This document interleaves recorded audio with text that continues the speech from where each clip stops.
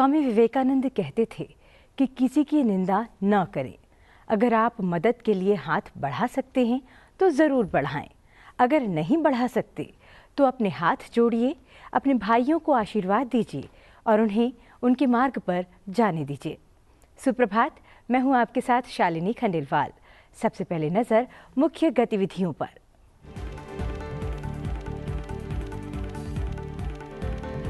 संसद के शीतकालीन सत्र का आज 14वां दिन। आपराधिक कानूनों से जुड़े 3 विधेयकों पर राज्यसभा में होगी चर्चा। लोकसभा में मुख्य निर्वाचन आयुक्त और अन्य निर्वाचन आयुक्त नियुक्ति, सेवा शर्तें और पदावधि विधेयक 2023 समेत 2 विधेयक विचार और पारित किए जाने के लिए सूचीबद्ध। उपराष्ट्रपति जगदीप धनखड़ के अपमान पर राष्ट्रपति और प्रधानमंत्री ने जताया दुख। राज्यसभा सभापति ने कहा, इस सदन की गरिमा की रक्षा करना मेरा कर्तव्य। सत्ता पक्ष के सदस्यों ने उनके सम्मान में खड़े होकर प्रश्नकाल में लिया हिस्सा।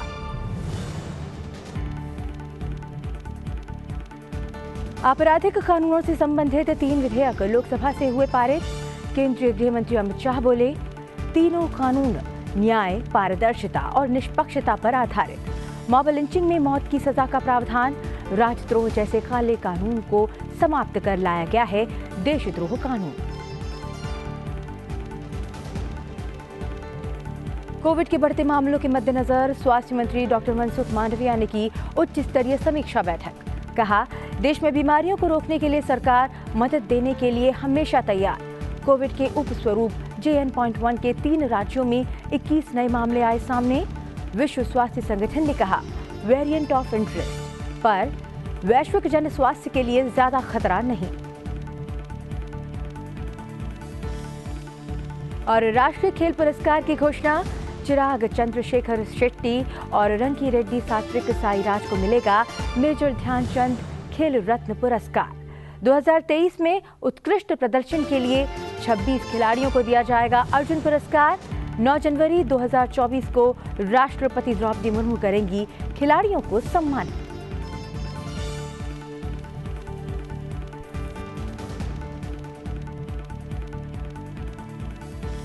आज संसद के शीतकालीन सत्र का 14वां दिन है। जानते हैं दोनों सदनों में आज के कामकाज के बारे में। आज उच्च सदन में भारतीय न्याय संहिता 2023, भारतीय नागरिक सुरक्षा संहिता 2023 और भारतीय साक्ष्य विधेयक 2023 विचार और पारित किए जाने के लिए सूचीबद्ध हैं। इसके अलावा आज दूरसंचार विधेयक 2023 पर भी राज्यसभा में चर्चा होगी। वहीं अगर लोकसभा में आज के कामकाज की बात करें तो लोकसभा में आज प्रेस और आवधिक पंजीकरण विधेयक 2023 विचार और पारित करने के लिए लाया जाएगा। साथ ही मुख्य चुनाव आयुक्त और अन्य चुनाव आयुक्त नियुक्ति, सेवा की शर्तें और कार्यालय की अवधि विधेयक 2023 भी चर्चा के लिए सूचीबद्ध है। राष्ट्रपति द्रौपदी मुर्मू ने संसद में उपराष्ट्रपति के अपमान पर निराशा व्यक्त की है। उन्होंने कहा कि निर्वाचित प्रतिनिधियों को अपनी अभिव्यक्ति के लिए स्वतंत्र होना चाहिए, लेकिन उनकी अभिव्यक्ति गरिमा और शिष्टाचार के मानदंडों के भीतर ही होनी चाहिए। वहीं प्रधानमंत्री नरेंद्र मोदी ने इसी मुद्दे पर उपराष्ट्रपति जगदीप धनखड़ को फोन कर दुख जताया। उपराष्ट्रपति ने इसकी जानकारी सोशल मीडिया X पर साझा की। उपराष्ट्रपति और राज्यसभा के सभापति जगदीप धनखड़ ने बताया कि प्रधानमंत्री ने उनसे फोन पर बात कर गहरा दुख प्रकट किया है। उन्होंने बताया कि प्रधानमंत्री ने कहा कि सांसदों का ऐसा व्यवहार, वो भी संसद के पवित्र कॉम्प्लेक्स में, दुखद है। उन्होंने ये भी कहा कि पिछले 20 वर्षों से वे भी ऐसी अपमानजनक बातें सुन रहे हैं जो आज भी जारी हैं, मगर ये उपराष्ट्रपति जैसे संवैधानिक पद पर बैठे व्यक्ति के साथ हो सकता है, वो भी संसद में। ये दुर्भाग्यपूर्ण है। लोकसभा अध्यक्ष ओम बिरला ने देश के उपराष्ट्रपति और राज्यसभा के सभापति जगदीप धनखड़ से मुलाकात की और संसद परिसर में सांसदों द्वारा उपराष्ट्रपति के संवैधानिक पद को अपमानित करने वाले गंभीर दुर्व्यवहार के बारे में पीड़ा और गहरी चिंता व्यक्त की। संसद परिसर में हुए असंसदीय आचरण की आलोचना करते हुए लोकसभा अध्यक्ष ने X पर पोस्ट कर कहा कि ये चौंकाने वाली बात है कि एक सांसद ने इस घृणित कृत्य को वीडियोग्राफी के जरिए प्रचारित करने का फैसला किया। ये एक नया निचला स्तर है और लोकतंत्र में विश्वास करने वाला कोई भी व्यक्ति कभी भी इसकी सराहना नहीं करेगा। वहीं राज्यसभा के उपसभापति हरिवंश ने उपराष्ट्रपति और राज्यसभा के सभापति जगदीप धनखड़ के प्रति की गई अपमानजनक नाटकीयता को मुल्क की प्रजातांत्रिक प्रणाली की बुनियाद पर घातक हमला बताया है। उन्होंने कहा कि अपमानजनक नाटकीयता का वीडियो बनाना, प्रसारित करना संविधान और लोकतंत्र के प्रति अक्षम्य अपराध है। मुल्क के हर एक इंसान के लिए ये आत्ममंथन का क्षण है। संसद परिसर में एक टीएमसी सांसद द्वारा सभापति जगदीप धनखड़ की मिमिक्री के बाद सभापति जगदीप धनखड़ का साथ देने के लिए सत्तारूढ़ दल के सदस्यों ने खड़े होकर राज्यसभा की कार्यवाही में भाग लिया। सत्ता पक्ष ने लगभग 10 मिनट तक खड़े रहकर प्रश्नकाल की कार्यवाही में भाग लिया। जो लोग खड़े दिखे उनमें वित्त मंत्री निर्मला सीतारमण, वाणिज्य मंत्री पीयूष गोयल, शिक्षा मंत्री धर्मेंद्र प्रधान, परिवहन मंत्री नितिन गडकरी और संसदीय कार्य मंत्री प्रहलाद जोशी शामिल थे। प्रश्नकाल के बाद राज्यसभा ने चर्चा के बाद जीएसटी अपीलीय न्यायाधिकरण स्थापित करने वाला बिल पास कर दिया और केंद्रीय वस्तु और सेवा कर दूसरा संशोधन विधेयक 2023 और अनंतिम संग्रह विधेयक 2023 को लोकसभा को वापस भेज दिया गया। बुधवार को आपराधिक कानूनों से संबंधित 3 विधेयक लोकसभा से पारित हो गए। गृह मंत्री अमित शाह ने तीनों आपराधिक विधेयकों को परिवर्तनकारी बताया। उन्होंने कहा कि तीनों कानून न्याय, पारदर्शिता और निष्पक्षता पर आधारित हैं।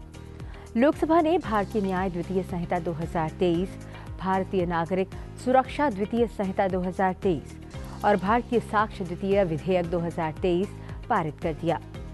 भारतीय न्याय द्वितीय संहिता 2023 भारतीय दंड संहिता आईपीसी 1860 का स्थान लेगा। ये देश में आपराधिक अपराध पर प्रमुख कानून है। गृह मंत्री अमित शाह ने कहा कि नया कानून मौजूदा आपराधिक न्याय प्रणाली में बड़ा बदलाव लाएगा। उन्होंने कहा कि वर्तमान कानूनों में केवल दंडात्मक कार्रवाई के प्रावधान हैं, लेकिन नए कानून मानवीय दृष्टिकोण को ध्यान में रखते हुए तैयार किए गए हैं। उन्होंने कहा कि ये पहली बार है कि आतंकवाद को स्पष्ट रूप से परिभाषित किया गया है। मॉब लिंचिंग एक जघन्य अपराध है और इसके लिए मौत की सजा होगी। आपराधिक न्याय प्रणाली को गवर्न करते हैं वो तीनों कानूनों में पहली बार मोदी जी के नेतृत्व में भारतीयता, भारतीय संविधान और भारत की जनता का चिंता करने वाले बहुत आमूलचूल परिवर्तन लेकर मैं आया हूं। माननीय अध्यक्ष जी, इंडियन पिनल कोड, इसकी जगह जो इंडियन पिनल कोड 1860 में बना, उसका उद्देश्य ही दंड देना था, उसका उद्देश्य न्याय देना नहीं था। उसकी जगह भारतीय न्याय संहिता 2023 इस सदन की मान्यता के बाद पूरे देश में अमल में आएगी। माननीय अध्यक्ष जी, सीआरपीसी क्रिमिनल प्रोसीजर कोड 1998, इसकी जगह भारतीय नागरिक सुरक्षा संहिता 2023 इस सदन की अनुमोदना के बाद अमल में आएगी और इंडियन एविडेंस एक्ट 1872 की जगह भारतीय साक्ष्य विधेयक 2023 अमल में आएगा। आपराधिक कानून से संबंधित 3 विधेयकों के अलावा लोकसभा से दूरसंचार विधेयक 2023 भी पास हो गया। बुधवार को 2 और विपक्षी सांसदों को अनुचित व्यवहार के चलते लोकसभा से निलंबित कर दिया गया। अब निलंबित सदस्यों की कुल संख्या 143 हो गई है। विपक्षी सांसद थॉमस ताजिकादान और एएम आरिफ को अनुचित व्यवहार के लिए लोकसभा से निलंबित कर दिया गया। संसदीय कार्य मंत्री प्रहलाद जोशी ने सदन में गंभीर कदाचार के लिए दोनों सांसदों को निलंबित करने का प्रस्ताव पेश किया, जिसे ध्वनि मत से पारित कर दिया गया।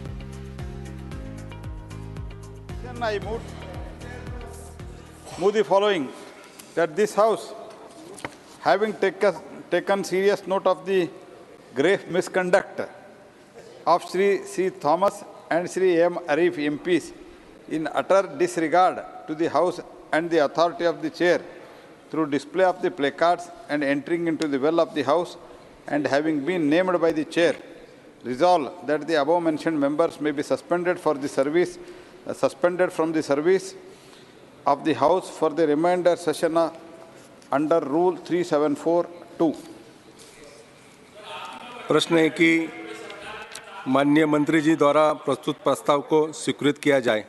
जो सदस्य इस पक्ष में वो हाँ कहे, जो सदस्य इसके विरोध में वो ना कहे। मेरे विचार में निर्णय हाँ वालों के पक्ष में हुआ, हाँ वालों के पक्ष में हुआ, प्रस्ताव स्वीकृत हुआ। लोकसभा अध्यक्ष ओम बिरला ने बुधवार को वियतनाम भारत संसदीय मैत्री समूह से मुलाकात की। समूह का नेतृत्व डुओन थान बिन कर रहे हैं। लोकसभा अध्यक्ष ने इसके बारे में एक्स पर जानकारी देते हुए कहा कि जन याचिका आयोग के प्रमुख और समूह के अध्यक्ष डुओन थान बिन के नेतृत्व में वियतनाम भारत संसदीय मैत्री समूह के साथ सार्थक बातचीत हुई। इस दौरान द्विपक्षीय व्यापार को मजबूत करने, सहकारिता को बढ़ावा देने के तरीकों और आपसी हित के अन्य क्षेत्रों में चर्चा की गई।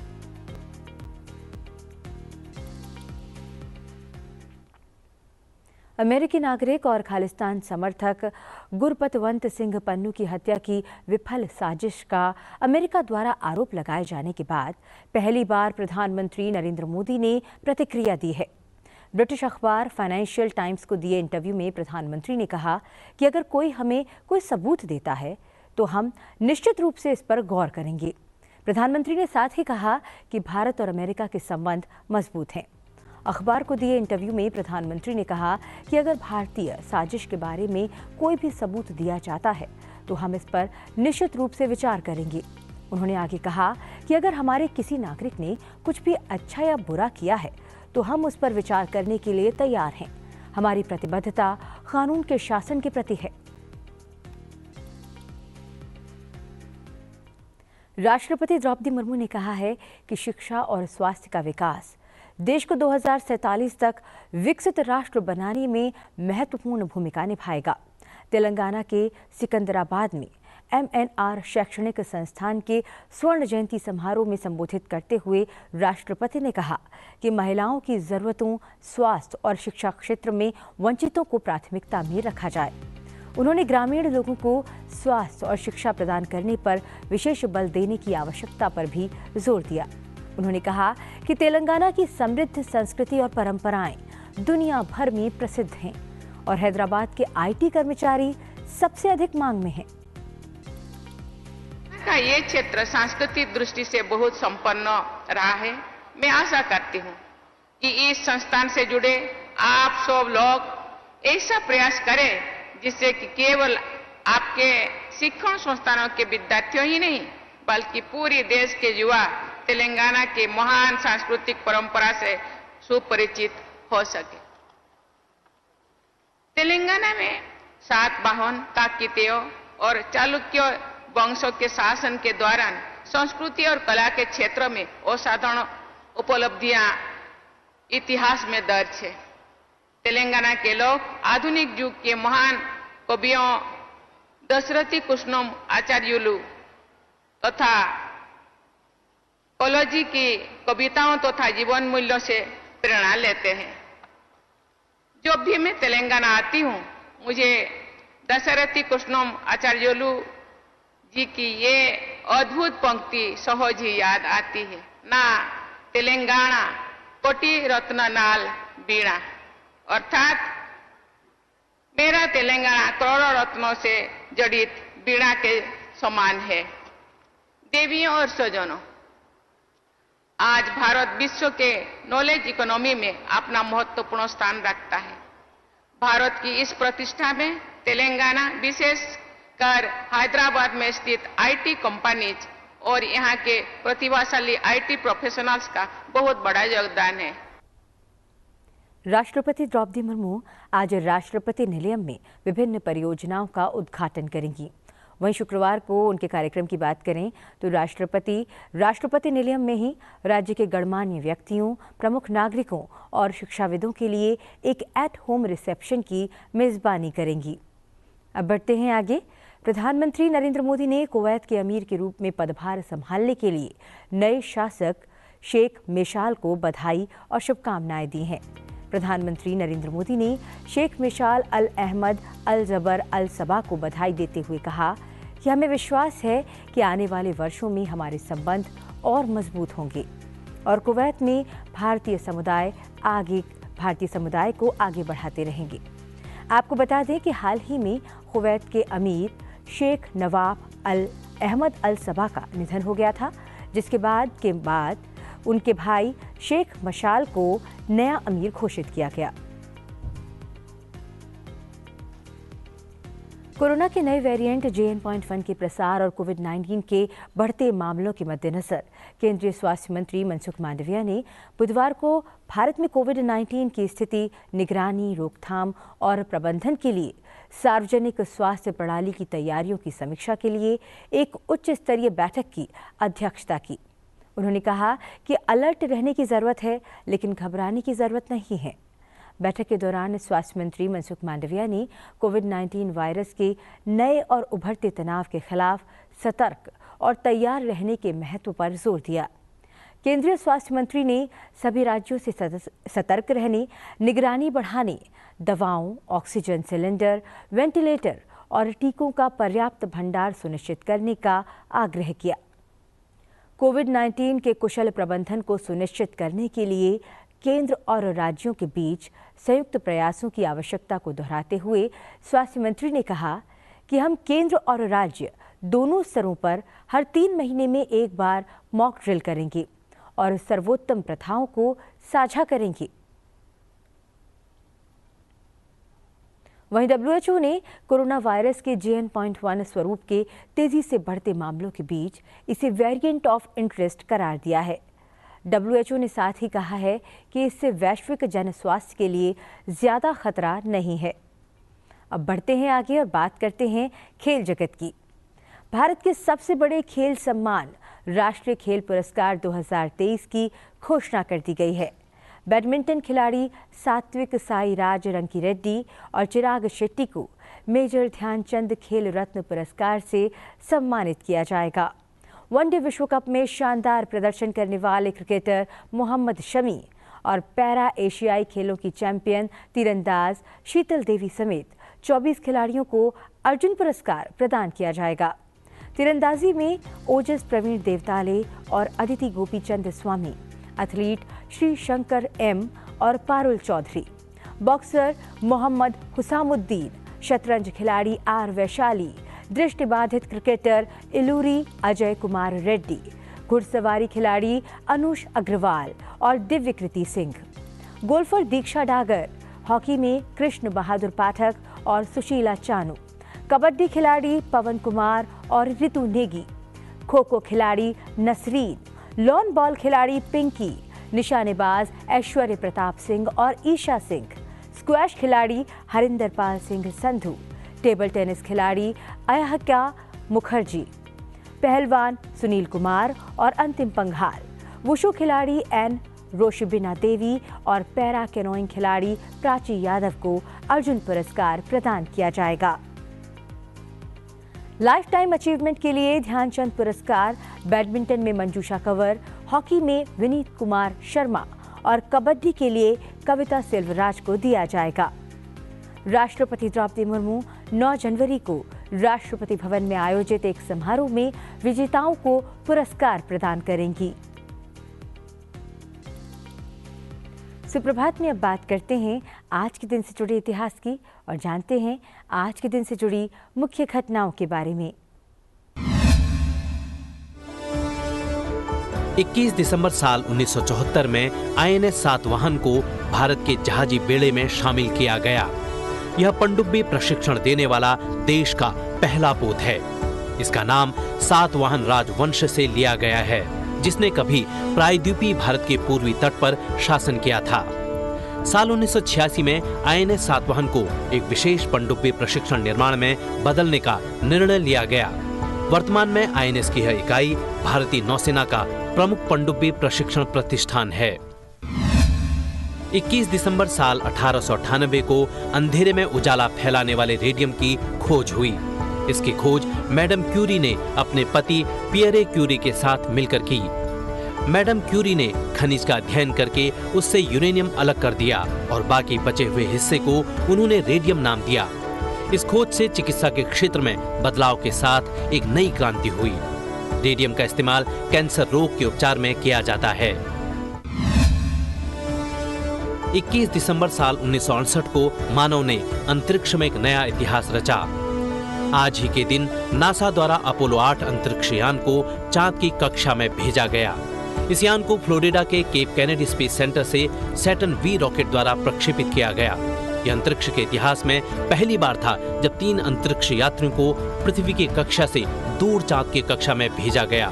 ये 3 अंतरिक्ष यात्री थे James A Lovell, William Anders और फ्रैंक बोरमन। अयोध्या में भगवान श्री राम का मंदिर बनकर तैयार होने ही वाला है। अगले ही महीने इस भव्य मंदिर का उद्घाटन होना है। इसी बीच नेपाल के जनकपुर में एक अद्भुत नज़ारा देखने को मिला। मध्य प्रदेश के हरदा जिले से पहुंचे कलाकारों ने 11,011 वर्ग फीट की जमीन पर ही भगवान श्री राम और सीता की कलाकृति तैयार की है। राम सीता की इस तस्वीर को बनाने के लिए 101 क्विंटल अनाज का प्रयोग किया गया है। कुल 11 प्रकार के अनाजों का इस्तेमाल किया गया है। दावा किया जा रहा है कि ये तस्वीर दुनिया की सबसे बड़ी तस्वीर है। आइए आपको भी दर्शन करवाते हैं भगवान श्री राम सीता की इस तस्वीर के।